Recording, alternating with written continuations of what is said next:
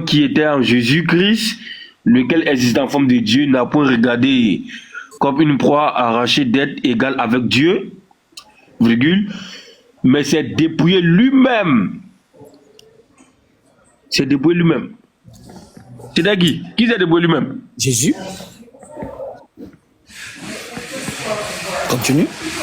Il s'est dépouillé lui-même en prenant une forme de serviteur, en devenant semblable aux hommes. Et ayant paru comme un simple homme, il s'est humilié lui-même, se rendant obéissant jusqu'à la mort, même jusqu'à la mort de la croix. Je continue? Continue. Ok. Au 9 maintenant. C'est pourquoi aussi Dieu l'a souverainement élevé et lui a donné le nom qui est au-dessus de tout nom, afin qu'au nom de Jésus, tout genou fléchisse dans les cieux, sur la terre et sous la terre, et que toute langue confesse que Jésus-Christ est Seigneur, à la gloire de Dieu le Père. Atakbi, Jésus Akbar. Tu as compris? Donc, on a lu Ésaïe 45, verset 23. L'Éternel dit, tout genou fléchira devant qui? Devant lui. Maintenant, ici que tu viens de lire, on te dit que tout genou fléchit dans les cieux. C'est-à-dire, si même les êtres humains refusent de fléchir genou là-bas dans les cieux, là, les esprits, et ils fléchissent au nom de Jésus.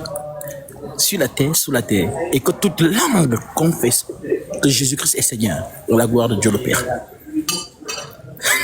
Oui. C'est beau, non? Attends.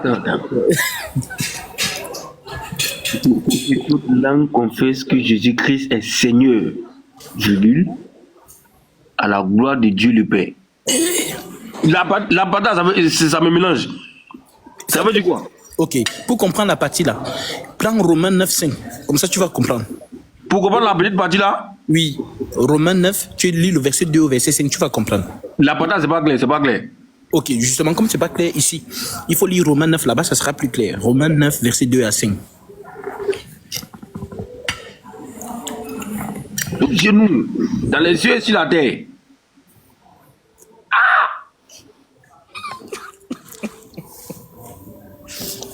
Oh, c'est merveilleux.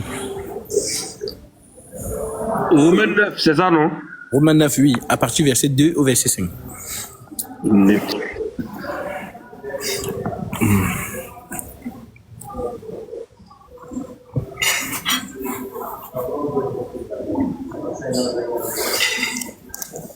Ouais, ça aussi, c'est dosé aujourd'hui. Non.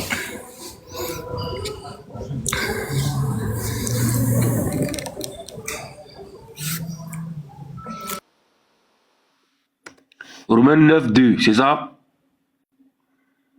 Oui, mon frère.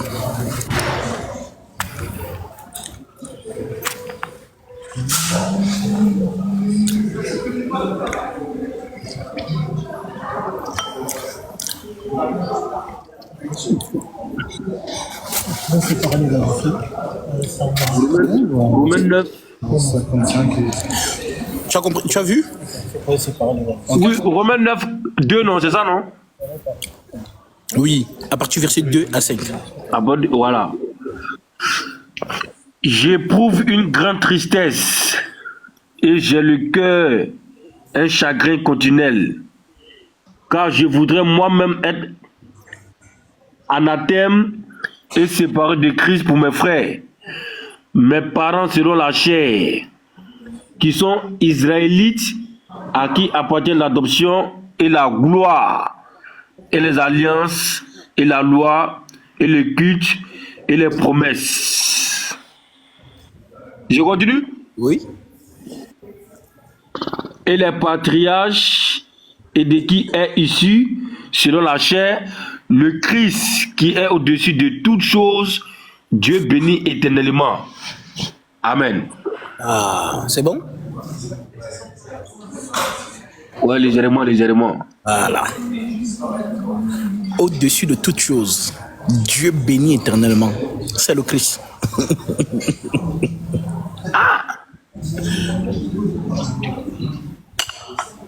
Adama. On peut faire ça.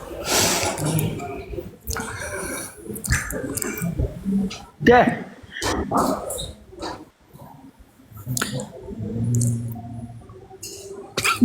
Il a dit Amen. Oh, c'est trop doux même. En fait, Jésus est Seigneur. Ce sont les gens qui veulent... C'est Jésus lui-même. En fait, c'est lui seul qui a fait tout ça en même temps. Voilà.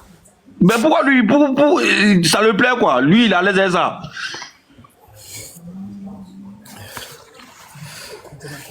Mais lui-même, attends, s'il nous a créé, nous tous, il doit savoir que tout le monde ne peut pas avoir le même esprit. Ça, c'est obligé. Non, en fait, je t'explique. En fait, il a fait ça exprès pour que seuls ses enfants, donc ceux qui étaient avec lui là-bas, là, en venant sur terre, puissent le reconnaître. Si tu n'étais pas avec lui là-bas, là, tu ne vas jamais le reconnaître. Donc, ce qui veut dire qu'il y a un groupe qu'il a mis spécialement pour qu'eux n'auraient pas d'en faire. Et puis lui, ça lui plaît quoi. Voilà. C'est ça même. C'est ce que moi je vois en conclusion. Hein. En conclusion, s'il est Dieu, donc il a ces éléments qui vont les envoyer au paradis. Et les autres groupes là, eux quand d'aller sur en même temps. Hein. Je te donne l'écriture qui va avec. Dieu aussi, il est gamin. Hein. Comment c'est là? Mais il est miséricorde, non? Mais oui, il est miséricorde pour ses enfants, pas pour les fils de la perdition. Il est agréé pourquoi alors?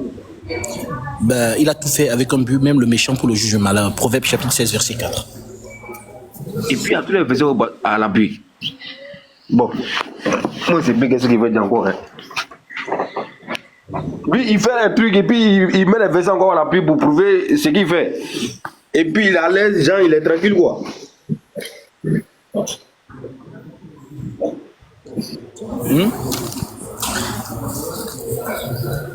Tu as compris? Donc ce qui veut dire, là où était parle là, oui. Moi je suis musulman.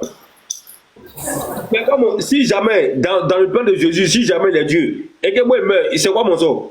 Alors qu'il ne vient demander. Voilà, maintenant là. Il ne fallait pas monter dans life ici là. Comme tu es monté, tu as eu les réponses de la vérité. Il faut que seulement que tu crois et tu prends ton baptême et tu es sauvé. C'est tout. Celui qui croira, ce sont ces dix, non? Allez et prêcher la bonne nouvelle à toute la création. Celui qui croira et qui sera baptisé sera sauvé. Celui qui ne croira pas sera condamné. Donc, comme tu es monté là, tu as posé des questions. J'ai répondu. Tu as dit Amen. Alors, Jésus, moi je prends mon baptême. Comme ça, au moins, je sais que je suis sauvé. Voilà mon frère. Donc, l'être, tu vois, c'est le pourquoi on dit quand tu entends sa parole, n'endurcis pas ton cœur. Si vous écoutez la parole du Fils, n'endurcissez pas votre cœur. Il faut croire. Voilà, c'est tout. Hein? Je ne fais que parcourir le monde. Je prêche le Christ. Celui qui croit, je le baptise. Celui qui ne croit pas, moi, je passe. Est-ce que je force? Voilà. Ah. Là, tu es où là? Tu es à Abidjan, non? Attends, c'est chaud, hein? Mais après lui-même, bon, à la lui-même, bon, à la donc, quand c'est plus comme ça c'est compliqué. Non, toi, sauve ton âme. Il faut laisser les autres. Si toi, à faire là, tu as compris. Tu as dit, j'ai compris maintenant. Il faut que tu prennes ton baptême. Les autres là, eux aussi doivent comprendre. Tu ne vas pas sauver tout le monde. Toi, si le salut vient à toi, accepte d'abord le salut. Maintenant, toi aussi, va dire aux autres que, Jésus là, c'est Dieu d'être. Il faut accepter maintenant parce qu'après là, c'est trop tard. Voilà mon frère. Mais pour lui, 12 comme ça. Bon, attends, il y a deux passages. Oui. Il y a trois passages même. Faut m'expliquer ça d'abord. Il y a quoi quelque chose. Le soir de toi, je dis là. Il y a Luc 6:12. Il y a Genèse 1:1. Oui. Et puis, l'autre, c'est quel passage? C'est quel numéro même? Où il a été sur la croix là. Il ne connaît plus le numéro. Oui. La partie où il dit mon Dieu, pourquoi tu m'as abandonné? Ça, Luc 6:12 et puis Genèse 1:1. Il faut m'expliquer ça. Il faut commencer d'abord par Luc 6:12. Ok.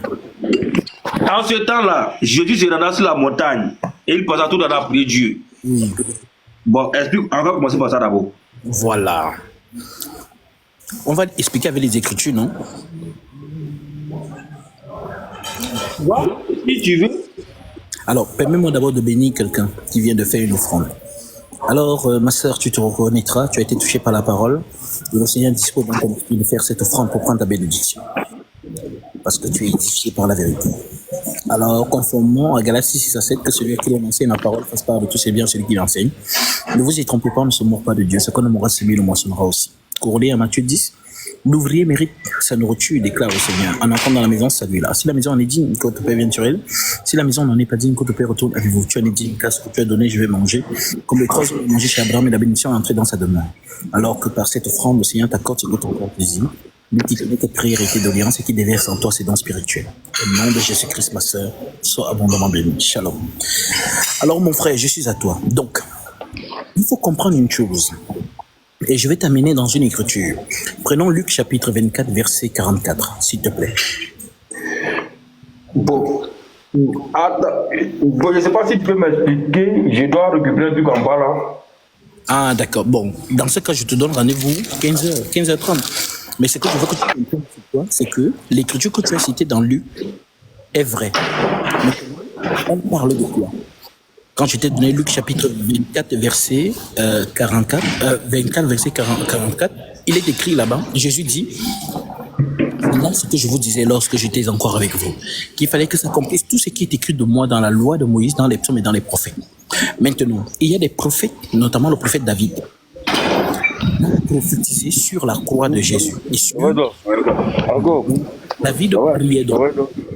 Voilà donc pourquoi le Seigneur Jésus-Christ a compris ce que David faisait en élevant la prière. Si tu veux le passage, je te donne Psaume chapitre 22. Tu peux lire et tu vas voir. Est-ce que tu as compris? Si, c'est par rapport à Luc 12 là, non? Oui. Là où tu dis qu'il priait Dieu là. Oui. Oui, mais là, je suis descendu vite fait hier, récupérer un truc là, ça a juste 2 minutes. D'accord. Maintenant, tu peux continuer à parler là, si j'ai le mot, il y a lu sur l'ordinateur. Alors, donc, pour ceux qui nous écoutent, donc, par rapport à la question du frère, comme ça, il va... voilà. Par rapport à la question du frère, c'est vrai qu'il y a beaucoup de gens qui posent souvent cette question, mais si Jésus est Dieu, pourquoi il prie? Alors, je dis à ces personnes, conformément au dire du Christ lui-même, Luc chapitre 24, verset 44, c'est là ce que je vous disais lorsque j'étais encore avec vous, qu'il fallait que ça comprisse tout ce qui est écrit de moi dans la loi de Moïse, dans les psaumes et dans les prophètes. En d'autres termes, la loi, toute la loi, ne parle que de Jésus-Christ. Les prophètes, tous leurs mouvements ne parlent que de Jésus-Christ. Les psaumes ne parlent que de Jésus. Alors nous allons voir dans le livre des psaumes qui priait. Et cela s'accomplit en Jésus. Voilà donc pourquoi Jésus, dans la peau de ce dernier, lui aussi élève la prière. Non pas qu'il prie, mais il cite les Écritures. Alors, allons donc dans les psaumes, chapitre 22, verset 1.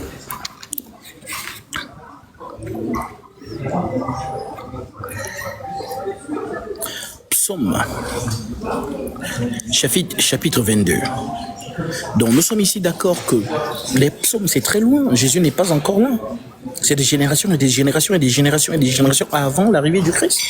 Maintenant, regardez ce que l'Esprit par le prophète David déclare.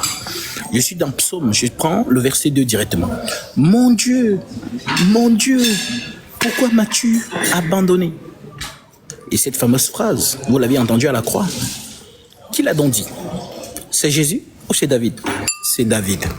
Mais pourquoi Jésus la répète? Tout simplement parce qu'il est là pour répéter, accomplir la loi, les psaumes et les prophètes. Luc 24, 44. C'est là ce que je vous disais. Qu'il fallait que s'accomplisse tout ce qui est écrit de moi dans la loi de Moïse, dans les psaumes et dans les prophètes. Alors nous sommes dans les psaumes. Mon Dieu, pourquoi m'as-tu abandonné? Donc Jésus répète cela. Sans écouter mes plaintes, donc David est en pleine prière, sans écouter mes plaintes. Mon Dieu, je crie le jour, et tu ne réponds pas. La nuit, et je n'ai point de repos. Pourtant tu es le Saint, tu sièges au milieu des louanges d'Israël. En toi se confiaient nos pères, et ils se confiaient, et tu les délivrais. Ils criaient à toi, et tu les sauvais. Il se confiait à toi et il n'était point confus. Et moi, je suis un ver et non un homme, le propre des hommes et le méprisé des peuples. Tous ceux qui me voient se moquent de moi. Il ouvre la bouche, secoue la tête, recommande-toi à l'Éternel. Il le sauvera. C'est ce qu'on disait de Jésus à la croix. Mais qui crie au Père? On va voir s'il va venir le sauver. C'est ce qu'on lui disait. On dit, il ouvre la bouche, secoue la tête, recommande-toi à l'Éternel. En d'autres côtés, mais tu es là, tu dis que tu es... C'est ça dans les psaumes. Vous voyez qu'il n'a rien improvisé, il ne faisait que réciter les psaumes. N'est-ce pas merveilleux? On continue. Verset 10. Oui, tu m'as fait sortir du sein maternel. Ici, il cite Marie, puisque Jésus est né par Marie. Tu m'as fait sortir du sein maternel. Tu m'as mis en sûreté sur les mamelles de ma mère. Ce sont les psaumes. Dès le sein, dès le sein maternel, j'ai été sous ta garde. Dès le ventre de ma mère, tu as été mon Dieu. Voilà pourquoi il disait mon Dieu, mon Dieu. Ne t'éloigne pas de moi quand la détresse est proche, quand personne ne vient à moi. Secoue de nombreux taureaux sont autour de moi. Donc les taureaux, c'était des thèmes qu'on utilisait pour les peuples barbares, les peuples, voilà, donc notamment Rome qui assujettissait Israël à cette époque-là. Donc les nombreux taureaux sont autour de moi. Des taureaux de bassin m'environnent. Ils ouvrent contre moi leur gueule, semblable au lion qui déchire et qui rugit. Je suis comme de l'eau qui s'écoule, et tous mes os se réparent. Mon cœur est comme la cire, ils se fond dans mes entrailles. Ma force dessèche comme l'argile, et ma langue s'attache à son palais. Vous savez qu'il avait dit « j'ai soif ». À la croix, c'était écrit. Car des chiens m'environnent. Les chiens, c'était aussi pour exprimer les peuples qui ne sont pas juifs. Donc voilà pourquoi on les appelait les chiens. Vous connaissez cette histoire de cette femme qui a dit à Jésus, maître, maître, et Jésus lui a dit, il n'est pas bon de prendre le pain des enfants pour les donner aux chiens. Ok, donc c'est un langage de cette époque-là qui désignait ceux qui n'étaient pas juifs.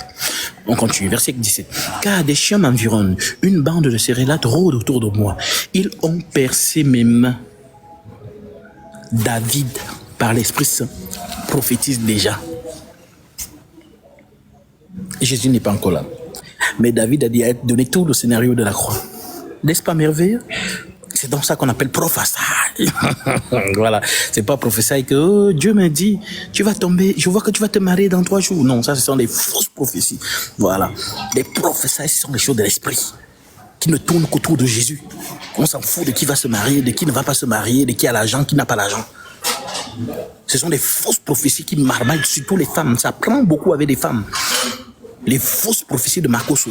Oh, l'huile, j'ai acheté l'huile. L'huile, c'est le rabbin d'Israël qui a fait ceci, qui a fait cela. Ce sont des fausses prophéties. Ils vous marmaillent, ils vous tournent en rond. Les vraies prophéties ne tournent qu'autour de Jésus. La loi, les psaumes et les prophètes n'ont parlé que de moi.